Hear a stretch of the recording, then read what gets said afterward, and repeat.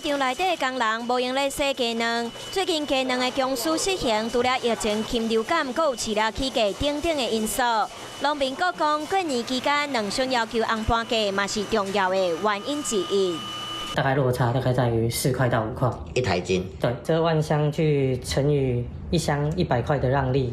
然后再乘以9天，就大概是9000多万到1亿。农民表示，农历休市期间，卵箱要求农民减少产地价行情来赚价差，嘛就是俗称的开红盘。今年卵箱通知农民，1月17到2月14有4个交易日，一斤卵爱红盘4块，嘛就是产地价1斤34块半，卵箱要求30块半的红盘价，甚至搁抢卵笼，无法度家己卖卵，都较认份的。这个应该会堵啦吼。当然啦，这咱农委会应该出来主持一个公道吼。不认为所有这个红盘文化的跌啦哈。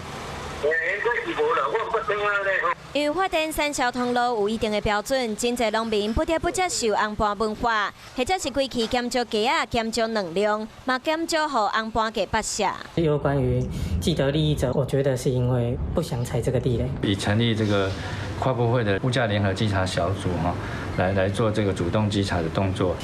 官府除了配合中央客查两价，嘛辅导农民自创品牌。不过农民强调，两价应该回归市场的机制。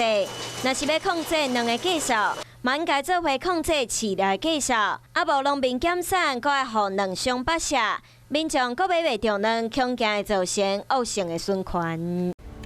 我是陈雅玲，想要跟我一起从零掌握天下事吗？赶紧按下华视新闻 YouTube 频道的订阅按钮，开启小铃铛，跟我一起探讨公共议题，给您最专业的华视新闻。